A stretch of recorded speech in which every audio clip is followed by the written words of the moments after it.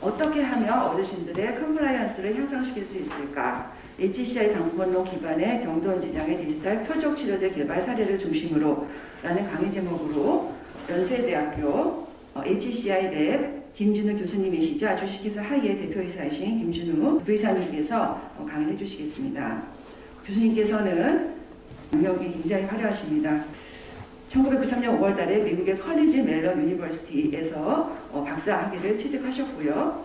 현재 앞에서 말씀드린 것처럼 연세대학교 경영대학과 교수이시고 인지과학과 교수이시며 주식회사 하이의 대표이사이십니다. 교수님 강의 부탁드리겠습니다. 네, 소개 감사합니다.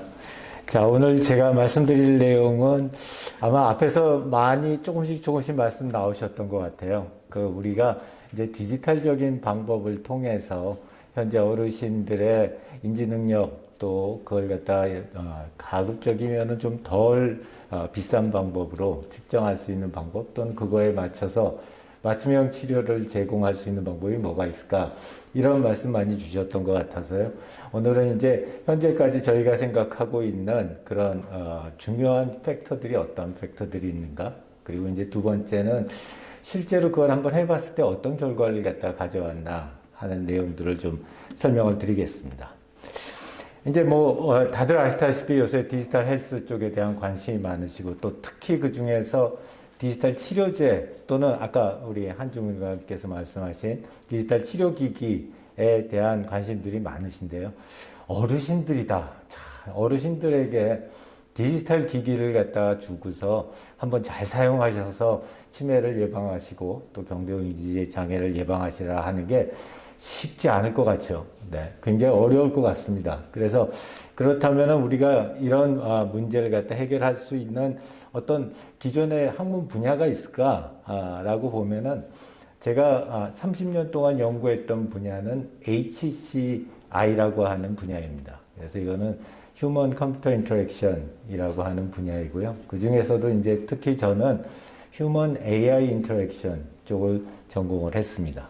그래서 제가 최근에 했던 프로젝트, 요 디지털 치료기기 하기 전에 최근에 했던 프로젝트 말씀을 드리면은 지금 그 제네시스 라인에 들어가 있는 음성인식 시스템이 있습니다. 그래서 음성 에이전트를 가지고 차량의 여러 가지 기능들을 통제하는데 그런 프로젝트를 한다든지 아니면 이제 삼성전자에서 이런 폴드폰 같은 거 만들 때 그런 프로젝트에 참여를 했습니다. 저희 HCI라고 하던 걸 30년 하던 사람이 쓸데없이 환갑 넘어서 이런 디지털 치료 이런 쪽을 갖다 하느냐. 제가 이런 우연한 기회에 이쪽 분야에 들어오긴 했는데요. 와서 한 지금 5년 반 정도 됐습니다. 그러면서 의사 선생님들하고 같이 컬래버레이션 하기에 굉장히 좋은 분야가 HCI라는 분야가 아닐까 하는 생각을 하게 되었습니다. 저희가 이제 주로 하는 거는 어떤 정보기기나 또는 디지털 치료제도 되죠. 디지털 치료제에서 이런 데이터베이스를 어떻게 구조를 잡고 어떤 기능을 어떻게 설계를 하고 그걸 실제로 이 환자들이나 또는 의사진에게 어떻게 표현해 주느냐 이런 걸 주로 하거든요.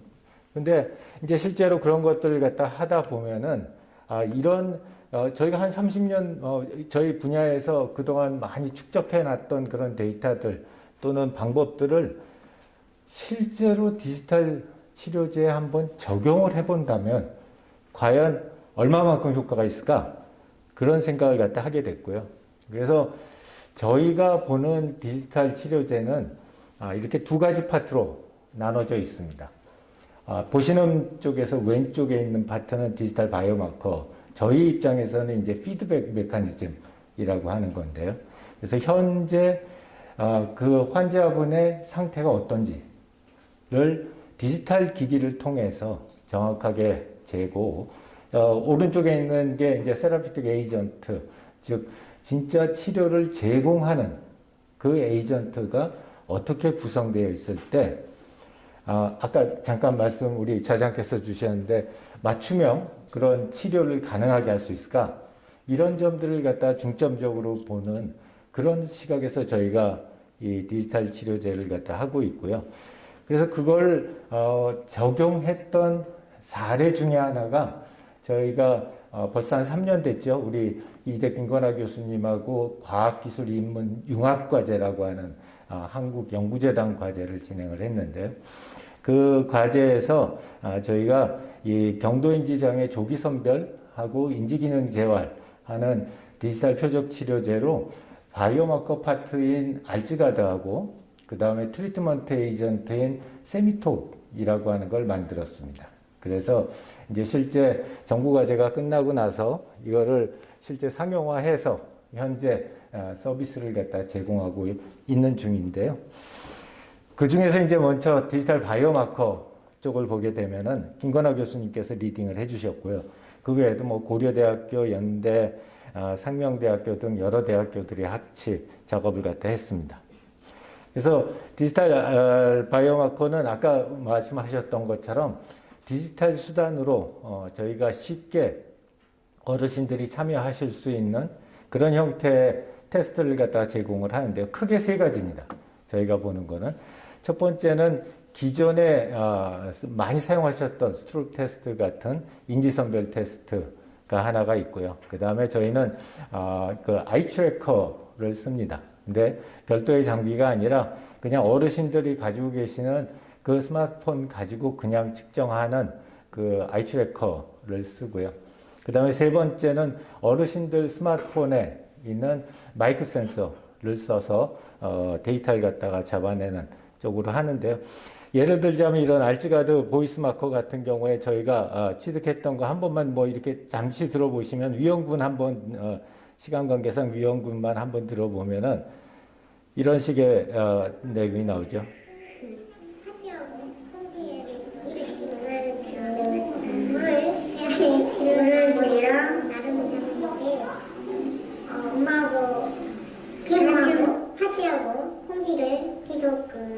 이렇게 우리 군과 다음 죄송합니다. 계속 그리고 또 하나 이제 저희가 쓰는 거는 이 아이 트래킹 데이터를 쓰고요. 보시는 것처럼 까만 선이 어르신 핸드폰 상에서 움직이는 점의 궤적이고 여기에는 빨간색 점선은 실제로 어르신들이 어느 점을 봤는지를 갖다 저희가 스마트폰 상에서 캐치해낸 데이터입니다. 보시다시피 우리 정상군 계신 분은 얼추 비슷하게 잡아가는 걸 갖다가 보실 수 있고요. 그 다음에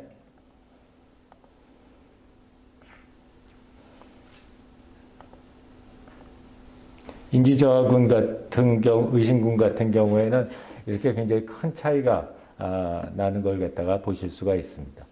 그래서 이외에 이제 스트로크 데이터까지 포함해서 저희가 현재 데이터를 갖다 수집을 해서 실제 아주 작습니다. 뭐 앞에서 이렇게 과학적인 연구하셨던 분들에 비하면 저희는 이제 막 시작하는 단계여서요.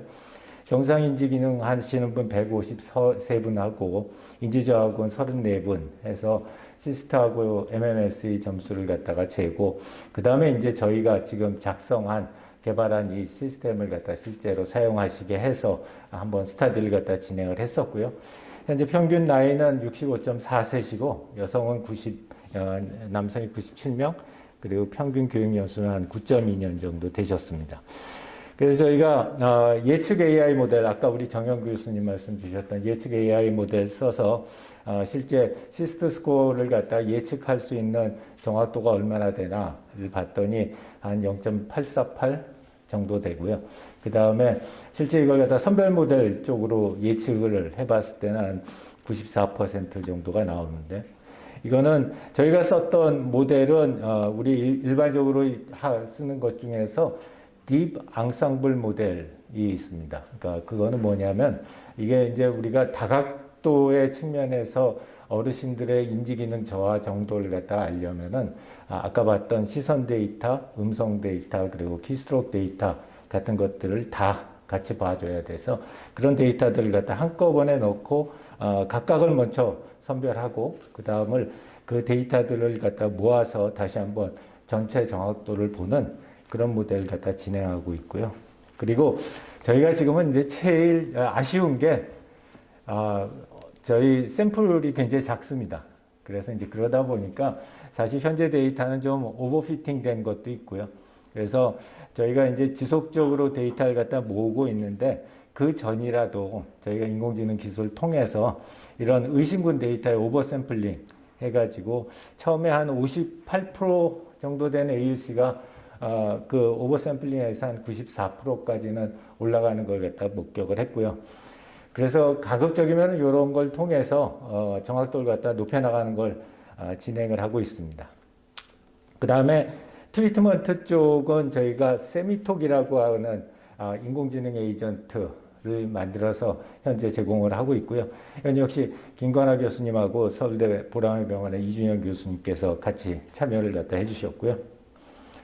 세미톡은 인지강화 게임하고 습관 형성하고 유익한 대화를 갖다 제공해 주는데 크게 두 가지 파트가 있습니다. 하나는 이 대화형 에이전트가 세미톡이라고 하는 대화형 에이전트가 있고요. 이 대화형 에이전트가 어르신들이 쉽고 편리하게 더 따라서 하실 수 있게 그런 훈련을 제공하고요.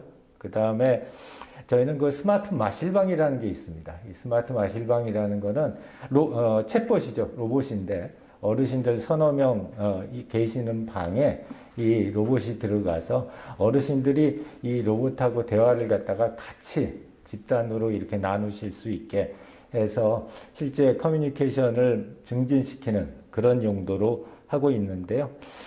저희가 최근에 한 134명 정도 되는 어르신들 대상으로 해서 3개월 동안 시범 서비스를 진행을 해봤습니다.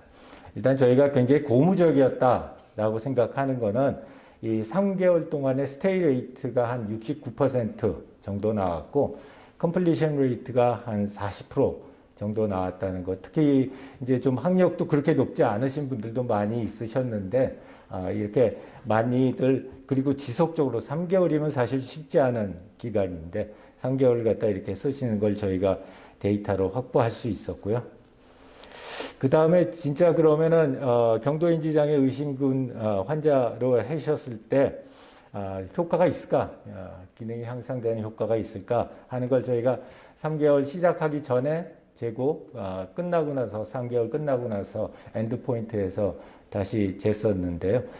결과를 보면은 경도인지장애 의심군이나 정상군이나 다 마찬가지로 효과가 있는 것으로 나왔습니다. 물론 샘플 사이즈가 되게 작기는 하지만 그리고 특히 좀 고무적인 거는 이 좀 경도인지 장애로 의심되는 어르신들한테서의 효과가 이펙트 사이즈 0.99니까요. 굉장히 큰 이펙트 사이즈인데 이펙트 사이즈가 상당히 크게 나왔다라는 점에서 상당히 앞으로 더 발전시켜 나갈 그 가능성이 있지 않나 하는 생각이 들고요. 특히 인지기능 점수를 시스트 기준으로 해서 하이로우로 나눠서 봤었을 때에도 로우 그룹에서 더 큰 이펙트 사이즈가 나오는 걸 저희가 알 수가 있었습니다. 그리고 효용성 평가 측면에서 그러면은 이번에는 더 많이 사용하시는 분, 자주 사용하시는 분들하고 별로 이렇게 띄엄띄엄 하시는 분들 차이에 효과 차이가 있는 걸 봤더니 저희 그 솔루션을 갖다 많이 사용하시는 분일수록 개선 효과가 더 큰 이펙트 사이즈를 갖다 보이는 걸로 알 수 있었습니다. 그리고 그런 이펙트 사이즈는 저희가 아까 두 가지 컴포넌트가 있다고 말씀을 드렸는데요.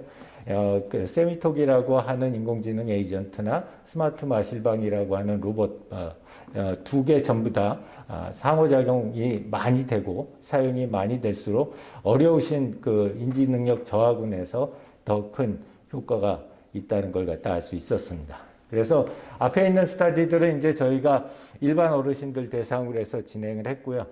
동시에 저희가 그 연구재단 과제로 MCI 환자분들 대상으로 해서 대학에서 IRB 획득하고 임상연구로 진행을 갖다 하고 있는 것도 있는데요. 거기는 이제 대조군하고 인지훈련군에서 RCT로 진행을 갖다 했고요. 이건 지금도 진행 중입니다. 아직 진행 중에 있고 그랬을 때 정량적인 뇌파나 또는 인지기능 검사에서 충분히 효과가 있는 걸로 잠정적으로 저희가 아직 중간이긴 하지만 알 수 있었고요.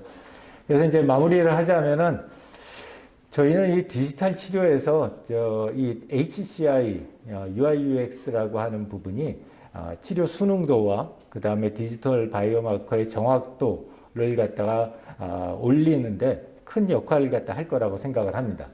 아까 우리 한양민 주무관께서 제일 마지막에 그런 말씀하셨어요. 제일 걸림돌이 의사 선생님이다 이런 말씀하셨는데 물론 이렇게 받아들이기가 쉽지 않을 수도 있지만 제 생각에는 의사 선생님들이 좀 더 편리하게 환자를 보실 수 있고 또 시간을 아껴 드릴 수 있고 또 환자한테 좀 더 양질의 의료 서비스를 제공하실 수 있게 저희가 HCI 방법론에 따라서 의사 선생님들용 모듈을 만들고 그리고 또 환자의 입장에서 쉽고 편리하게 치료에 따라올 수 있게 그렇게 만들어 준다면은 이 디지털 치료 기기가 저변으로 확대되는데 큰 역할을 할 수 있지 않을까 싶어서요. 저희가 이제는 횟수로 한 5년 반을 디지털 치료 기기를 갖다 개발을 해 왔고요. 그래서 이제 그거를 모아서 이 디지털 치료 기기 개발을 위한 방법론을 좀 정립을 했습니다. 그래서 아마 올해 9월 정도에 이 방법론이 출간된 예정이어서 혹시 여기서도 관심 있으신 분이 계시면 말씀 주시면은 저희가 같이 쉐어하도록 하고요.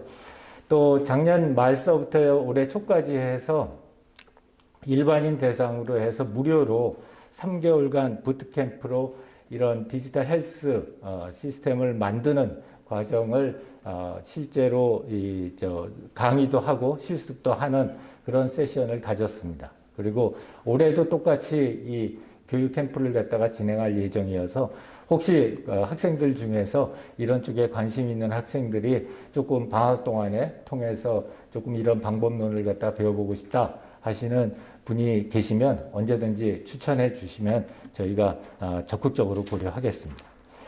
자, 이렇게 해서 제 발표를 갖다 마치겠고요. 저희는 노화로 인한 퇴행성 뇌질환 쪽에 대한 관심이 많습니다. 그래서 지금 했던 그런 알츠하이머 또 이 MCI 쪽뿐만 아니라 저희 이대 송태진 교수님하고 뇌졸중 환자의 마유말 장애 치료제하고 또 우리 삼성의료원 문일준 교수님하고 노인성 난청에 대한 치료제들을 만들고 있는데요.